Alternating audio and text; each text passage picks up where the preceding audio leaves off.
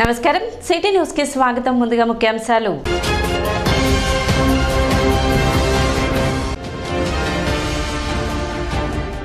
Duggirala cold storage అగ్ని ప్రమాద ఘటనపై న్యాయం చేయాలని కోరుతూ మార్చి 3వ తేదీ నుండి రిలే దీక్షలు చేపట్టనున్న పసుపు రైతులు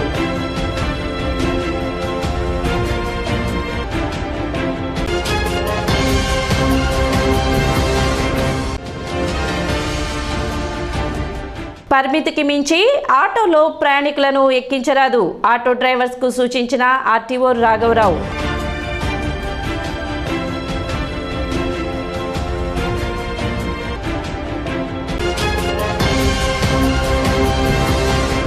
చెంచుపేటలో ఉన్న నారాయణ స్కూల్ నందు జోనల్ స్థాయిలో సాఫ్ట్ స్కిల్స్ డిపార్ట్మెంట్ వారి ఆధ్వర్యంలో MUN కార్యక్రమం గ్రాండ్ ఫినాలే ఘనంగా జరిగింది. ఈ కార్యక్రమంలో ముఖ్య అతిథులుగా నారాయణ విద్యా సంస్థల జిల్లా స్థాయి AGM K Venkateswararao, principal Srinivasarao, AO Dhanalakshmi మరియు టీచింగ్ నాన్ టీచింగ్ స్టాఫ్ పాల్గొన్నారు. ఈ సమావేశంలో AGM వెంకటేశ్వరరావు విద్యార్థులను ఉద్దేశించి చిన్నతనం నుండి పోటీ ప్రపంచంలో తలపడాలంటే ఆంగ్ల భాష ముఖ్యమని, కమ్యూనికేషన్ స్కిల్స్ అత్యంత ముఖ్యమని, అటువంటి నైపుణ్యాలను మెరుగుపరుచుకోవడానికి ఈ కార్యక్రమం తోడ్పడుతుందని అన్నారు. స్కూల్ స్థాయి నుంచి చదువుతో పాటు నాయకత్వ లక్షణాలను అలవర్చుకోవాలని, దానికి విద్యార్థులకు అబ్జర్వేషన్ మరియు లిజనింగ్ స్కిల్స్తో పాటు ఎక్స్ప్రెస్ చేయడం అలవాటు చేసుకోవాలని సూచించారు. అతిథులుగా Venkata Nagaraju, Tirumalarao, Baby Rani, Pratibha, soft skills RST Jeevan, Vidyasagar, Pramod Josh, soft skills trainer Delta Zone తల్లిదండ్రులు పాల్గొని జయప్రదం చేశారు. గ్రాండ్ ఫినాలే విజేతలకు అతిథుల చేతుల మీదుగా బహుమతులను ప్రదానం చేశారు. With a world-class education system, Australian universities constantly rank high global.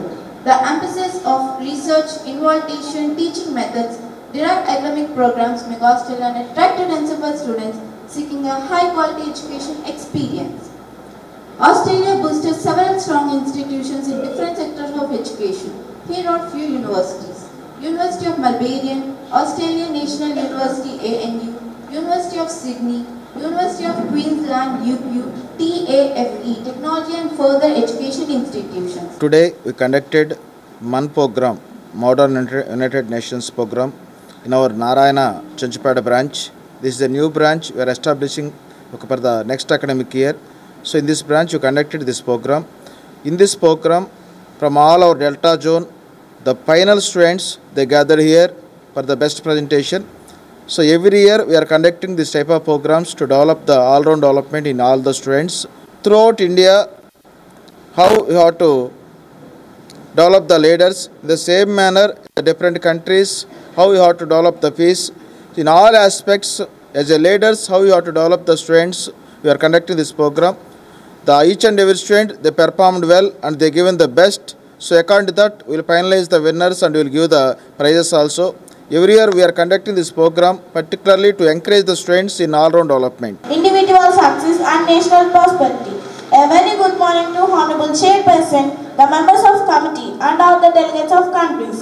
I am very much privileged to address the conference on behalf of my country, Canada.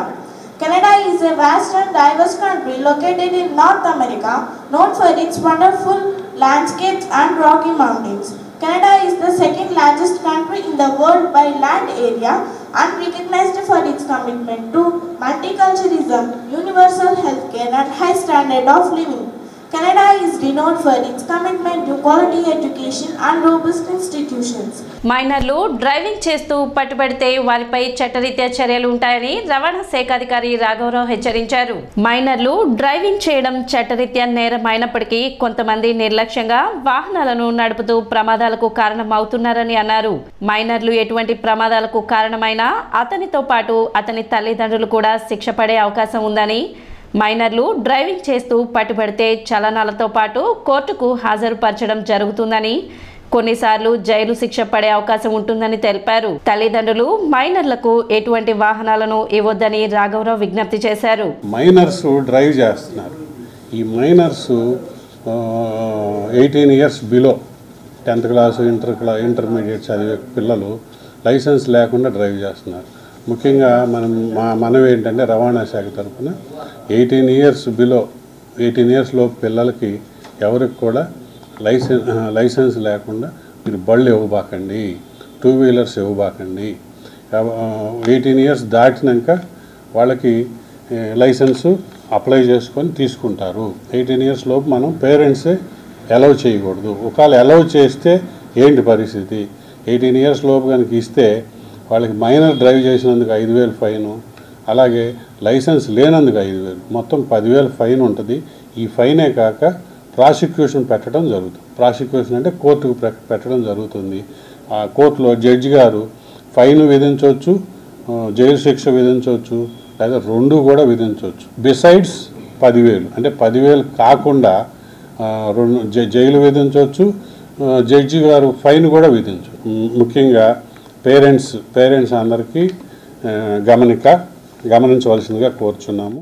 Duggirala cold storage అగ్ని ప్రమాద బాధితులకు నష్టపరిహారం చెల్లించాలని కోరుతూ పసుపు రైతులు మార్చి 3వ తేదీ నుండి దుగ్గిరాల ఎంఆర్ఓ కార్యాలయం వద్ద రీలే నిరాహార దీక్షలు చేపట్టనున్నారు. కోల్డ్ స్టోరేజ్ అగ్ని ప్రమాద ఘటనపై న్యాయం చేయాలని కోరుతూ దశల వారీగా ఆందోళన చేసినప్పటికీ ప్రభుత్వం కానీ యాజమాన్యం కానీ ఇంతవరకు స్పందించకపోవడం శోచనీయమని అన్నారు.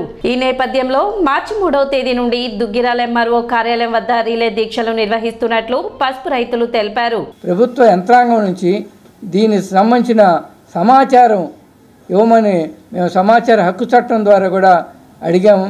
ఇంతవరకు లిస్టు అనేది ఇవ్వకపోవటం అనేది చూస్తుంటే రైతుల్లో అనుమానం కలుగుతుంది.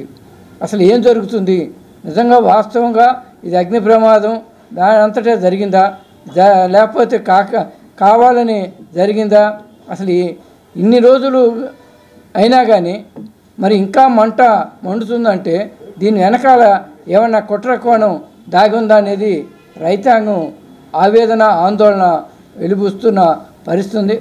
ఇది ₹1 కాదు, ₹60 కాదు, 100 కోట్ల రూపాయలు ఆస్తి తగలబడితే ప్రభుత్వం మేనమేషాలు లెక్క పెట్టడం అంటే మరి ప్రభుత్వం ఎందుకని ఈ విధంగా వ్యవహరిస్తుందో తెలీదు. బాధిత రైతుల లిస్టు పెట్టాలి. అట్లాగే ఇన్సూరెన్స్ ఎంతవరకు చేశారు, మరి అక్కడ అగ్ని ప్రమాదం జరగకుండా నివారించడానికి మరి కోల్డ్ స్టోరేజ్ యాజమాన్యం ఏ విధమైన చర్యలు తీసుకుంది, ఇటువంటి కమిటీ నివేదికని వెంటనే ఇవ్వాలి. అందుకనే ఈ కమిటీ యొక్క నివేదిక రాకపోవటానికి మేము నిరసన తెలియజేస్తూ రేపు మార్చి 1వ తారీఖు నుంచి 3 రోజుల పాటు దుగ్గిరాల తహసీల్దార్ గారి కార్యాలయం వద్ద రిలే నిరాహార దీక్షలు చేపడుతున్నాం. అప్పటికైనా ప్రభుత్వం స్పందించకపోతే ఆందోళన ఉధృతం చేస్తామని రైతులు హెచ్చరించారు. జనవరి 19వ తేదీన శుభం మహేశ్వరి కోల్డ్ స్టోరేజ్లో అగ్ని ప్రమాదం సంభవించింది. ఈ సందర్భంగా ఆ రోజు దాదాపుగా 115 బ్యాగ్స్ ఉన్నాయని చెప్పేసి ఆ రోజు పత్రికలో కానీ సమాచారంలో కానీ వచ్చింది. మరి దాన్ని చూసుకున్న ఈ రోజున 100 కోట్ల దాకా రైతుల ఆస్తి దగ్ధమైపోయిందని, ఆవిరైపోయిందని చెప్పేసి రైతులు ఆందోళన చెందుతూ ఉన్నారు. ఇప్పుడు కూడా యాజమాన్యం కానీ ప్రభుత్వం కానీ నిర్లక్ష్యంగా వ్యవహరిస్తూ ఉంది. మరి రైతు సంఘాల ఆధ్వర్యంలో, ప్రజా సంఘాల ఆధ్వర్యంలో ఇప్పటికి దశల వారీగా ఆందోళన, నిరసనలు, ధర్నాలు చేస్తూ ఉన్నాము. మరి నిన్న సబ్ కలెక్టర్ దగ్గర కూడా ధర్నా కార్యక్రమం జరిగింది. మరి ఎంపీలని, మరి రాజ్యసభ సభ్యుల్ని, అలాగే ఎమ్మెల్యేలను కూడా గడిచిన పరిస్థితి ఉంది. మరి ఎవరు కూడా ఇంతవరకు దీన్ని స్పందించి రైతులకు న్యాయం చేసే పరిస్థితి లేదు. మరి మేము అడుగుతున్నాము, ఈ ప్రభుత్వాలు రైతే రాజు, అలాగే దేశానికి వెన్నెముక, అన్నదాత అని చెప్పేసి అనేక సందర్భాల్లో చాలా గొప్పలు చెబుతూ ఉంటారు. మరి రైతులు ఈ విధంగాటువంటి నష్టం జరిగి ఆందోళన గురయ్యి రోగాలను బారినపడి అనేక ఇబ్బందులు పడుతూ ఉంటే రైతులు మరి ఇప్పుడు కూడా అధికారుల నుంచి కానీ ప్రభుత్వం వైపు నుంచి కానీ స్పందన లేకపోవడం అనేది చాలా దారుణమైన విషయం.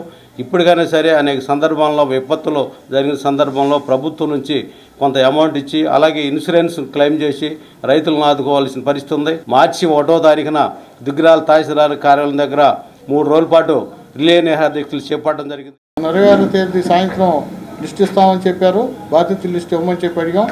దాంట్లో ఆయన ఎందుకు మీకు అంత ఆదుత పడుతున్నారంటే ఇప్పుడు చేర్చిన పేర్లు కాకుండా అదనంగా చేరుస్తారు అనే భయం మాకు ఉందని చెప్పి అడిగితే మీరు దాని గురించి ఏం ఆలోచించవసరం లేదు, లిస్టు ఇస్తామని చెప్పారు. కానీ 2 రోజులు 3 రోజులు గడుస్తున్నా కూడా ఇంకా లిస్టు మా చేతికైతే రాలేదు. 1వ తేదీ ఇస్తానని చెబుతున్నారు.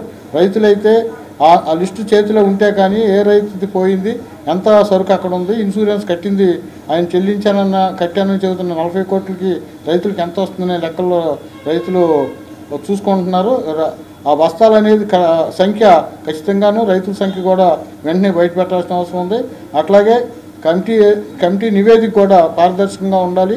ఏ అధికారి కూడా ఇంతవరకు ఇదిగో ఈ నష్టం జరిగింది, మీకు ఇంత వస్తుందని కానీ రైతును ఓదార్చి రైతులతో మీటింగ్ పెట్టి కనీసం రైతులు ముఖాముఖి మాట్లాడిన పరిస్థితి లేదు. ఇంకా సహజాలు చేస్తున్నారు. దీని మీద రైతులు ఆందోళనగా ఉన్నారు. రేపు 1వ తేదీ నుండి 3 రోజుల పాటు దుగ్గిరాల్లో మండల తహసీల్దార్ గారి కార్యాలయం దగ్గర రిలే నిరాహారాలు చేయడానికి మేము నిర్ణయం చేసుకుని ఆ దశగా వార్డు పర్యటనలో భాగంగా పట్టణ 19వ వార్డులో చైర్పర్సన్ తాడిపోయిన రాధిక పర్యటించారు. వార్డులోని శానిటేషన్ పనులను పరిశీలించారు. కాలువల్లో పెరుకుపోయిన వ్యర్థాలను సిబ్బందిచే తొలగింపు చేశారు. ఈ సందర్భంగా ఆమె మాట్లాడుతూ ఈ ప్రాంతంలో డ్రైనేజ్ ప్రధాన సమస్యగా మారిందని, కాలువలపై ఇళ్లకు సంబంధించిన మెట్లు, షాప్ నిర్మాణాలు చేపట్టారని, దీని కారణంగా సమస్య తలెత్తుతుందని, త్వరలోనే సమస్యను పరిష్కరిస్తామని చెప్పారు. అదేవిధంగా ప్రజలు కాలువలో వ్యర్థాలను వేయరాదని ఆమె సూచించారు. అదేవిధంగా పట్టణ సుందరీకరణకు ప్రతి ఒక్కరూ సహకరించాలని విజ్ఞప్తి చేశారు. కార్యక్రమంలో వైసీపీ నాయకులు, పురపాలక సంఘ అధికారులు పాల్గొన్నారు.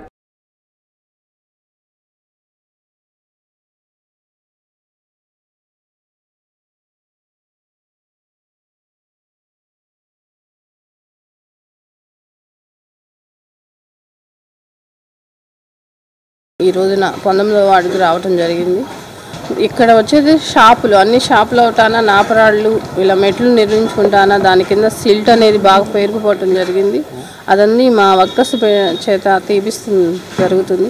ప్రజలకు కూడా చెప్పేది ఏంటంటే ఈ వ్యర్థాలు ప్లాస్టిక్ కానీ కవర్లు ఇలాంటి ఏటానా కలవట్ల దగ్గర అడ్డంపడి వాటర్ అన్నీ ఆగిపోవటం జరిగింది. వాటి వల్ల మీకే నష్టం.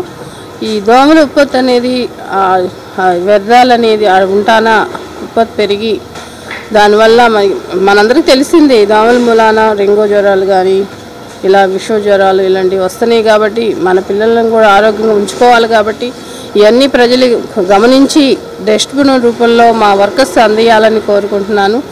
ఇప్పుడు ఒక చిన్న విరామం.